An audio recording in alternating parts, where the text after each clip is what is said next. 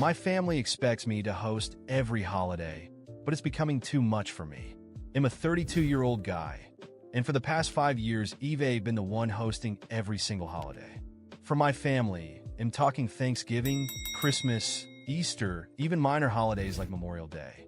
If it's a chance for the family to gather, it's at my place. It wasn't always my job, but when my grandma passed, the role sort of fell to me. She hosted for over 30 years, and I guess everyone just expected me to pick up where she left off. See, I live alone in a house with a big living room and a dining area that's perfect for hosting. It's nothing fancy, but it's got enough space for everyone. My older brother, he's 35, lives nearby in a similar sized place, but it's never been on the table for him to take over. It's always just been a given that I'd host. He has a wife and 2 young kids, and whenever the idea of hosting comes up, he just brushes it off, saying how his place is too chaotic for a big gathering. Over the years, the family has gotten bigger. There are cousins with their own kids, aunts and uncles, some of them getting older. A typical holiday means about 20 people in my house. It's loud, there are kids running around, and everyone's got their own expectations. They like the way I cook, how I set up the decorations, and how I make everything feel just like Grandma used too. I try to keep up with it all, bought new tablecloths, different lights for Christmas, and even those fancy serving dishes that I never use outside of these events. But hey, race to the costs keep adding up between the food, drinks, decorations, and little extras to keep the kids entertained. It's not cheap, and I'm the one paying for it all. Last year, I did the math, and I realized that I spent enough to cover a decent vacation for myself, something I haven't done in years because every extra penny seems to go into these gatherings. Around this time last year, I finally got the courage to ask my family for a bit of help. Nothing crazy, just suggested that maybe everyone could chip in a little for the food or bring a side dish. I brought it up after dinner one night, thinking it would be a casual conversation. Instead, the room went dead silent. Everyone just stared at me like I'd broken some unspoken rule. My mom quickly changed the subject. My brother made a joke about me being Mr. Moneybags, and that was it. Next thing I knew, I was still footing the bill while they brought store-bought desserts and called it a contribution. The last Thanksgiving was kind of my breaking point. The whole family was overeating and drinking and catching up while I was running around, making sure the turkey didn't burn and the drinks stayed filled. The dishwasher decided to quit halfway through the night, and by the time everyone left, I was stuck hand washing dishes until nearly 2 a.m. Meanwhile, my family left early, saying how tired they were without a second thought to the mess they left behind. I think that's when it hit me how little time I actually get to enjoy these holidays myself. For my family, it's a chance to relax, to sit back and enjoy a home-cooked meal in a familiar place. But for me, it's become a full-time job. I wake up at the crack of dawn to start prepping, and by the time I'm finished cleaning up, it's like the day just vanished. And the pressure isn't just about the time and money, it's about the expectations. Every time I hint that maybe I won't host the next one, my mom just brushes it off with comments like, "But you're so good at it, or it wouldn't be the same anywhere else." I even tried to bring it up gently at Christmas last year, saying something like, maybe it's time to pass the torch. My mom just looked at me and said, "Well, where else would we go?" My brother, of course, didn't jump in to offer his place. He just nodded along like he didn't have a stake in it. I couldn't help but feel a bit resentful. It's not like he doesn't have the space or the means to help out. He just doesn't want to hassle. And meanwhile, I'm left juggling credit card debt because I keep trying to make each holiday special. I've been putting off having a serious talk with them, mostly because I'm worried about how they'll react. My parents are very traditional, and I know they'd be disappointed if I stop hosting. They'd see it as me turning my back on the family legacy. But it's not just about the money or the work anymore. It's the fact that I feel taken for granted. For years, I've put up with it, telling myself that it's worth it to keep the family together. But lately I'm starting to wonder if it's really worth the toll it's taking on me. I used to love the holidays, but now I just dread them. I dread the planning, the cooking, the cleaning, and the feeling of being overlooked. It's not a good place to be, and I know that if I don't make a change soon, I'm going to end up resenting my family even more. So here I am, debating how to break the news to them that I need a break. I know it's going to cause drama. My family doesn't handle change well, but for the first time, I feel like I need to put myself first, even if it means rocking the boat. I just hope they understand, or at least try to before it's too late. So I decided to rip off the Band-Aid. I invited my parents and my brother over for brunch at my place.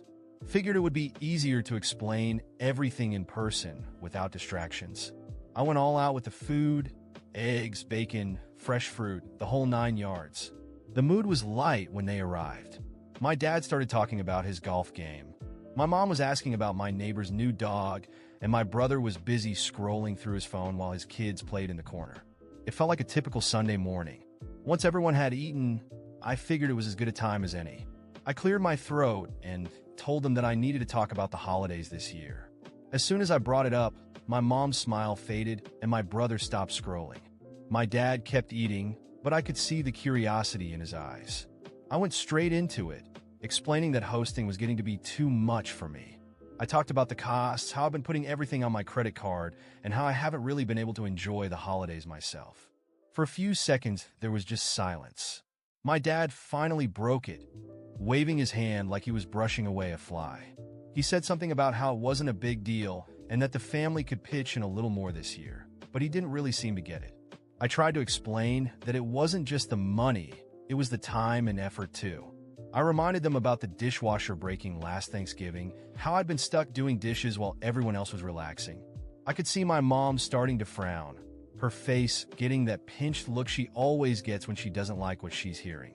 My mom jumped in, talking about how my grandmother had hosted every year without ever complaining, how it kept the family close. She brought up memories of my grandma's old house, how it had always felt like home, and how she thought I'd been doing a great job continuing that tradition. That afternoon, the guests started to arrive, all cheerful and excited, as if it was just another year where they'd celebrate at my expense. My parents were the first to show up. As my mom walked in, she looked around and said, "Strange, you didn't decorate." My dad, oblivious to the tension in the air, went straight to the couch as he always did. Shortly after, my brother arrived with his wife and kids, complaining about the traffic, then dumped their coats on the armchair without a second thought. As everyone settled in, they began asking about dinner. I casually told them things would be different this year, and I hadn't prepared the usual feast. My mom's smile disappeared instantly. "What do you mean? You always cook for Thanksgiving," she exclaimed.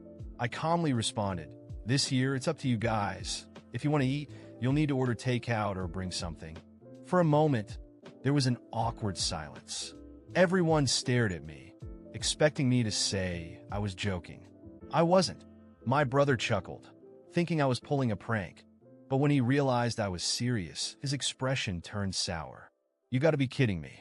We brought the kids all the way here, and you didn't even cook a turkey?" I shrugged. "I told you during brunch that this was going to be too much for me, but it seems like no one took it seriously." The tension grew thicker. My mom, trying to keep her composure, responded in a passive-aggressive tone. "This isn't how you treat your family. Your grandmother never let us go hungry." I sighed, replying firmly, "My grandmother didn't do this alone for 30 years. Everyone helped, even just a little. None of you have ever bothered to pitch in." My brother folded his arms and sneered. "Oh, here we go. Cue the drama." His wife shook her head in annoyance and muttered something under her breath. Meanwhile, the kids started whining about being hungry, and my sister-in-law snapped, "This is ridiculous. The kids were looking forward to this for weeks." I looked her in the eye and calmly said, "And I've been waiting for help for years." The response was immediate. My dad, visibly irritated, muttered, "If I knew you were going to pull this stunt, I'd have gone to play golf." My mom's face turned red with anger, and she started lecturing me about how I was ruining the family tradition. But this time, I didn't hold back. "You only care about this tradition because you don't have to do the work. I've spent more than I can afford to keep this going, and the only thing I asked for was a little help. What did I get? Silence, jokes, and more bills." At that point, my brother's wife, unable to hide her frustration, grabbed the kids and said, "Let's go. This is a waste of time." My brother, following her lead, got up and gave me a disdainful look. "Good luck with Christmas," he said sarcastically before slamming the door behind him. With them gone, only my parents remained. My mom stared at me, as if she couldn't believe her son would break the family's expectations like this. "This is betrayal," she whispered. I took a deep breath and replied, "No, Mom. Betrayal is making me carry a burden that should have been shared by everyone."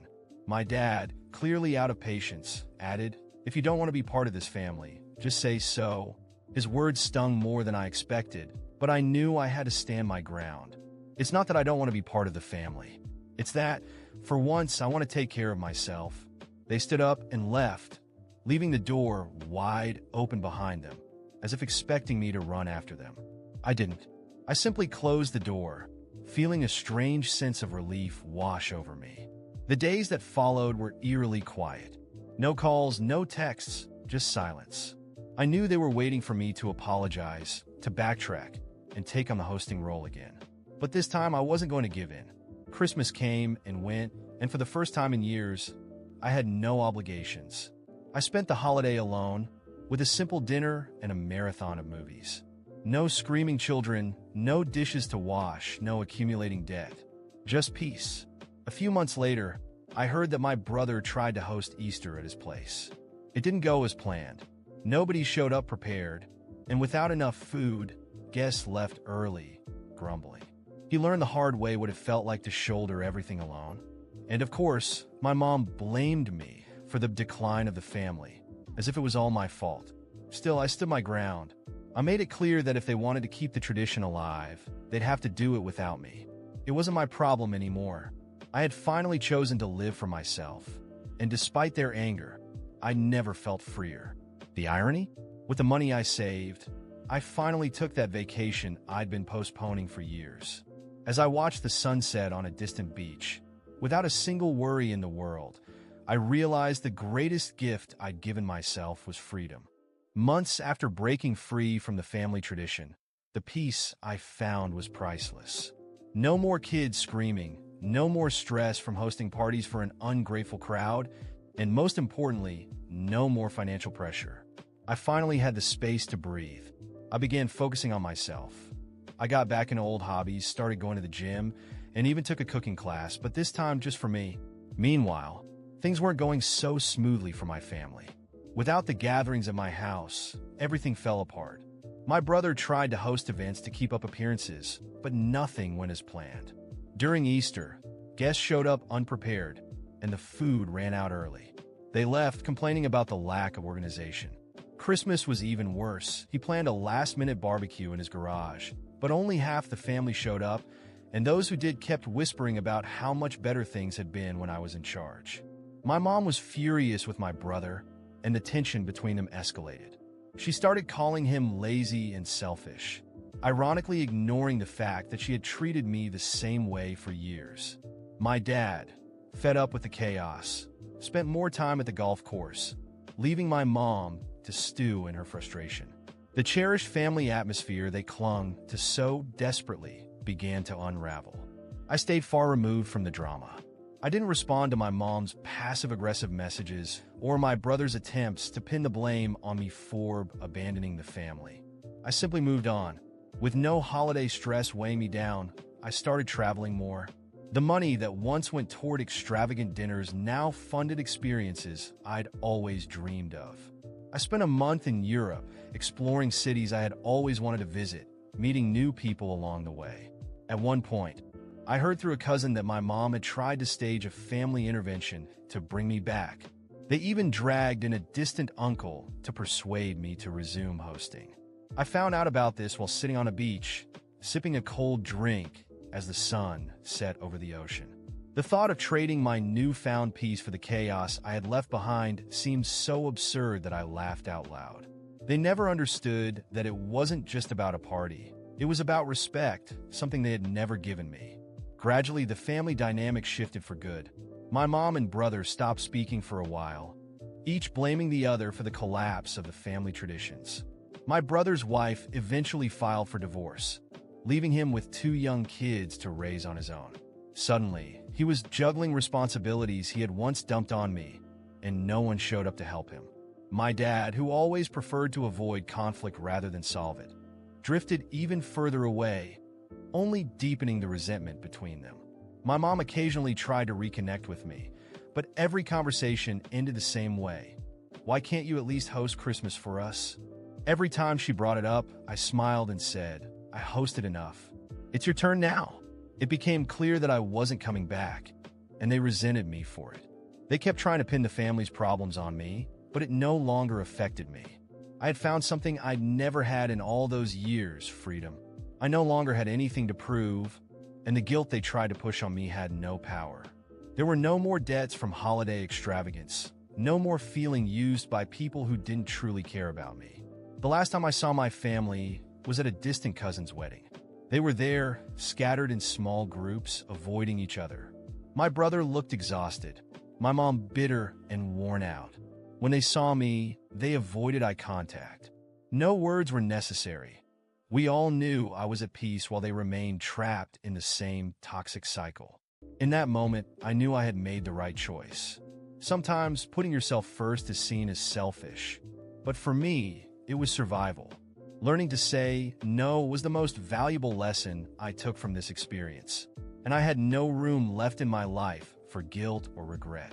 Nowadays, I spend my holidays in simple, meaningful ways, sometimes traveling, sometimes just enjoying a quiet day at home with a good book. The only tradition I maintain is the one where I take care of myself. And honestly, that's the only tradition that matters. Have they learned anything from all this? I don't know. And frankly, I don't care. After years of sacrificing myself for others, I've finally found peace. And that's a victory no one can take away from me.